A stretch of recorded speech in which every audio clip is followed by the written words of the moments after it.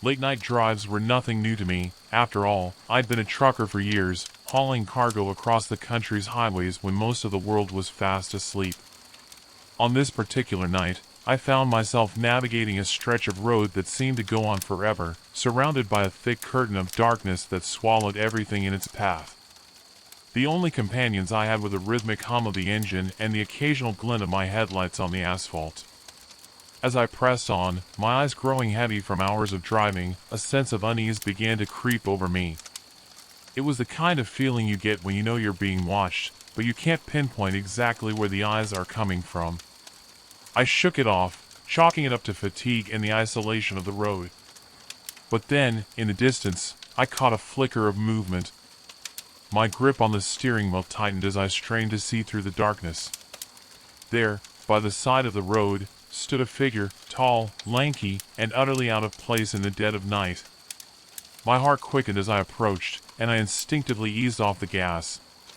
The figure seemed to materialize out of the shadows, revealing a face that was pale and gaunt, almost skeletal. It was a hitchhiker, and he was staring right at me, his eyes gleaming in the dim light. My first impulse was to keep driving. I'd heard enough cautionary tales about picking up strangers on the road. But something about his presence was oddly compelling, and against my better judgment, I hit the brakes. As I rolled down the window, a rush of cold air flooded in, carrying with it a smell that was unmistakably rancid. The hitchhiker's voice was raspy as he asked for a ride, claiming he'd been walking for miles.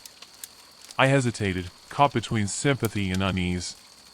Despite the chill, beads of sweat formed on my forehead as I considered the situation.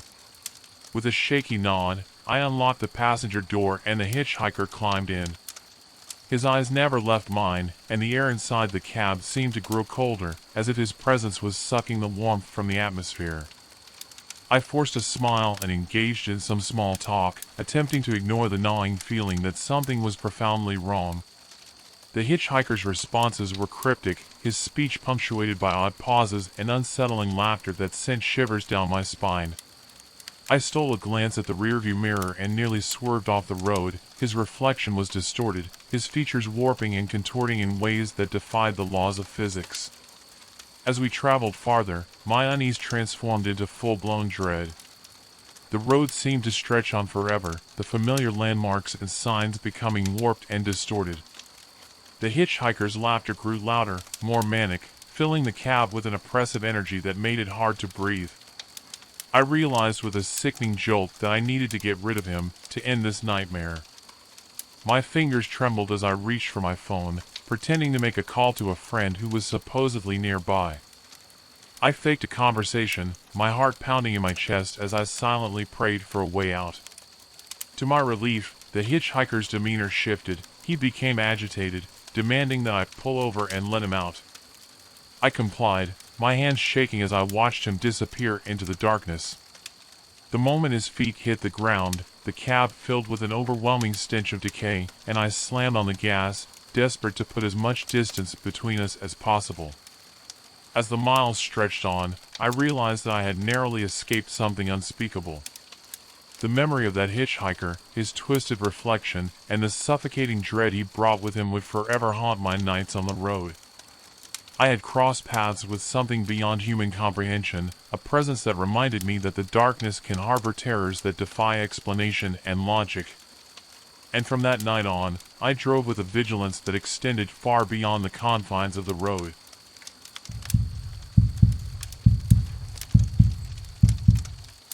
The night was thick with darkness as I navigated my semi-truck down a lonely stretch of highway. The steady hum of the engine and the rhythmic thud of the tires against the asphalt were the only sounds that kept me company.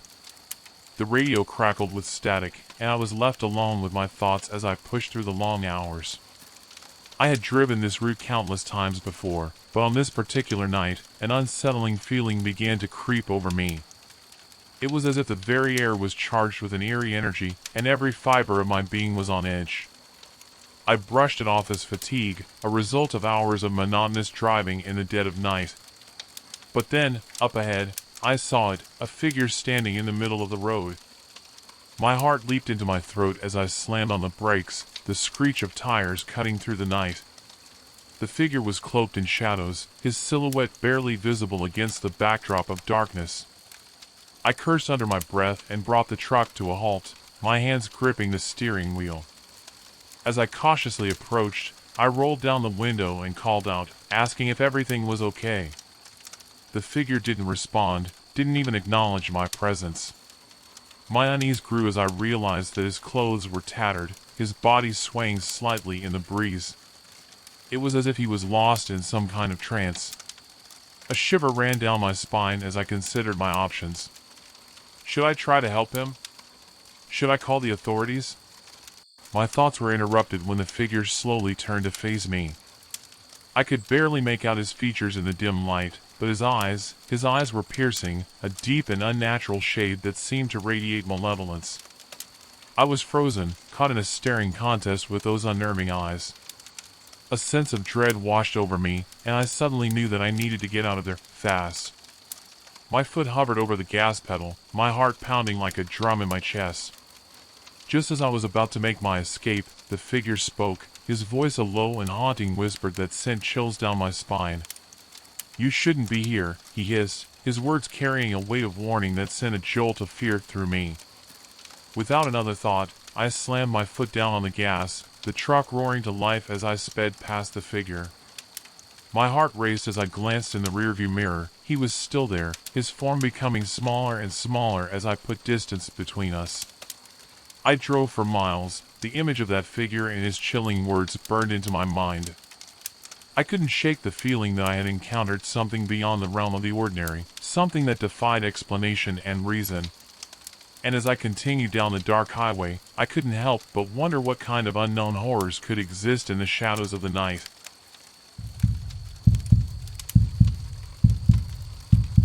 The night was heavy with a thick fog as I guided my semi-truck along a desolate stretch of highway.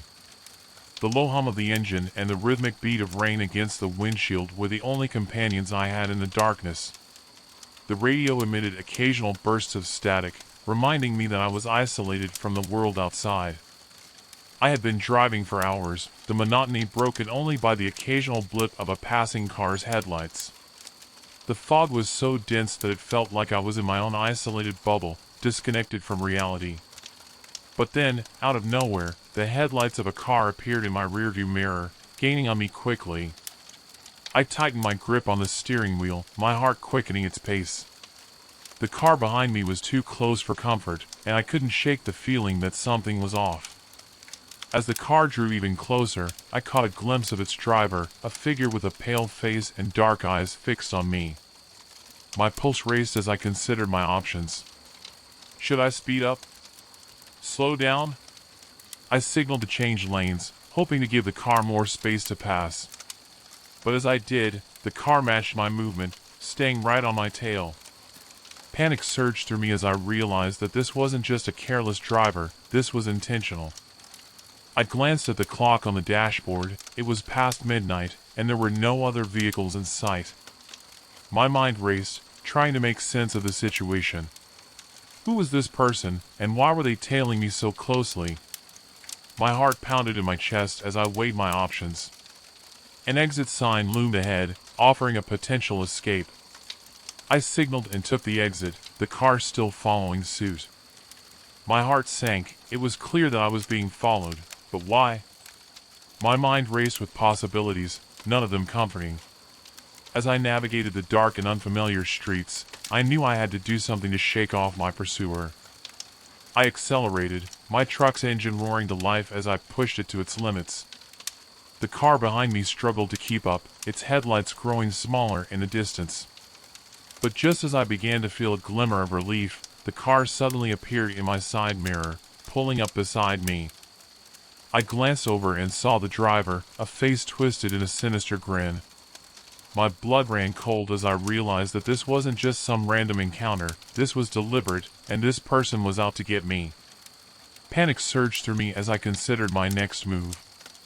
I couldn't outrun them, and I had no way of knowing what they were capable of. Desperation took over as I scanned my surroundings for an escape route. And then I saw it, a gas station up ahead, its bright lights a beacon of hope in the darkness. I swerved into the station, tires screeching as I came to a stop. The car followed, its tires crunching on the pavement. As I jumped out of the truck, heart pounding, I scanned the area for help.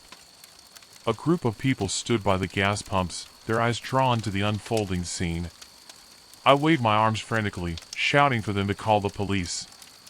The car pulled in behind me, its driver stepping out, a sinister smile still etched on their face. The sight of witnesses seemed to give the driver pause. With a final grin, they turned and retreated to their car, speeding away into the night. Relief washed over me as the adrenaline began to ebb. The police arrived shortly after, taking my statement and searching for any trace of the mysterious car. But to this day, I can't shake the feeling that I was targeted for some unknown reason. Who was that driver, and what did they want from me? The encounter still haunts my thoughts, a chilling reminder that the darkness of the night can hold unknown dangers that lurk just beyond our understanding.